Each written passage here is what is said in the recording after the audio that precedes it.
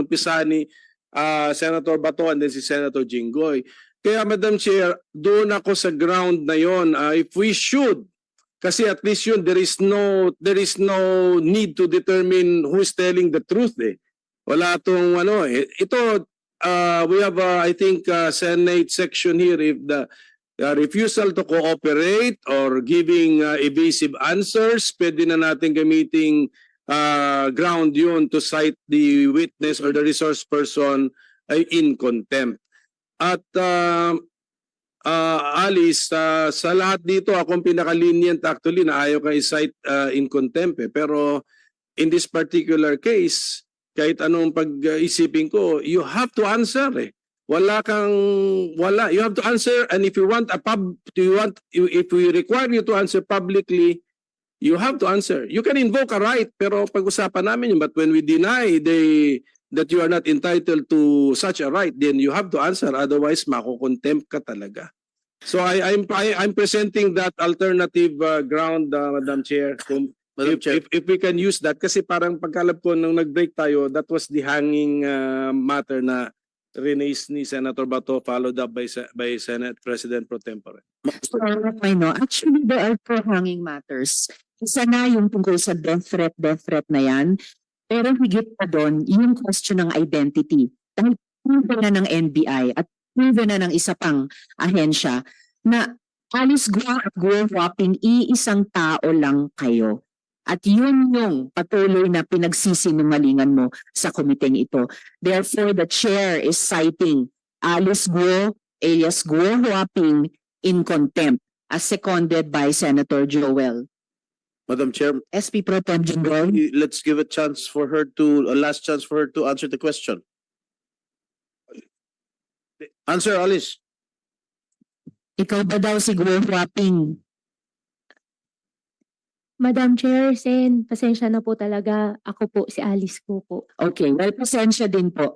The chair cites Alice Guo alias Guo Huaping in contempt of this committee as seconded by Senator Joel. Yes. Thank you. Anyway, she has been cited in contempt, but hindi kasi ako present sa past hearings ng Committee on Women, but has she been confronted with the documents of Guo Huaping?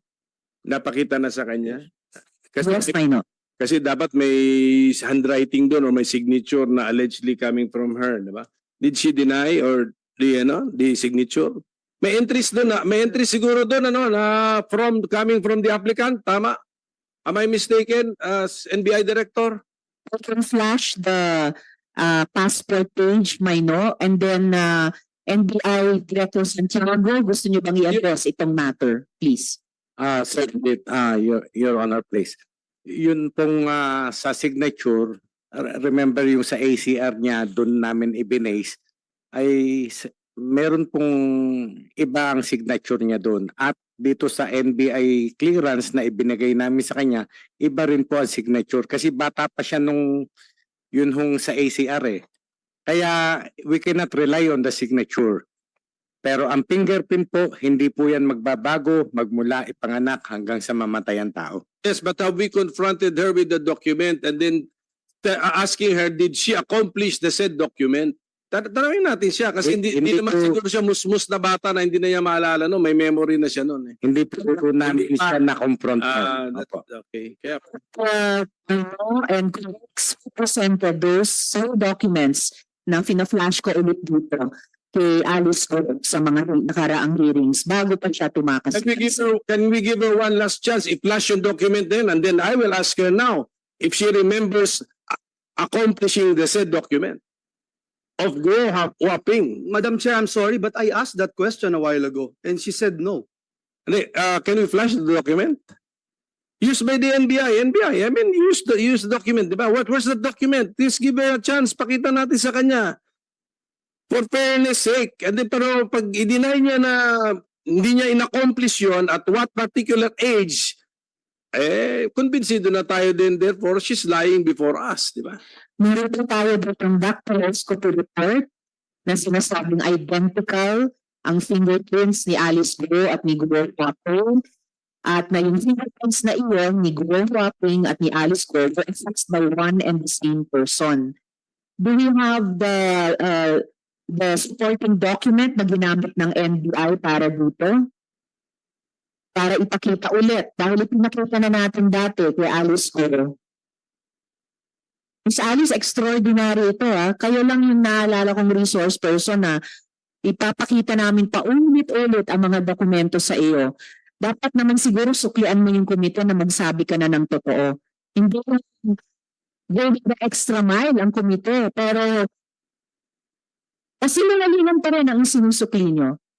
Comsec, do you have the supporting document on para i-project dito sa ating monitor, yung ginamit ng NBI to come to this conclusive opinion used in all courts of the Philippines, ang fingerprint matching. Madam Chair, Yes, Sir Joel. while we are still waiting, and just to support the motion that was approved by this committee, Madam Chair, the Senate has sufficient, substantial, and damning evidence to support to support a conclusion, Madam Chair, that this witness is lying. Now, whether the court will bear it out later or not, that is the basis, Madam Chair. If this is the prevailing stance, then witness won't play around with the Senate. I think that is the only reason why we are doing this, because she's obviously playing around, Madam Chair. We have given her enough time, so many chances, Madam Chair. I have never seen a witness na ganito karami yung chance na binibigay natin magsabi ng katotohanan. Pero kung ayaw talaga, Madam Chair, she has to face the music. Agree, Sen Joel. But Comsec, i-flash po natin please yung passport ni Guo Huaping para masagot niya yung one more chance na tanong ng minority leader.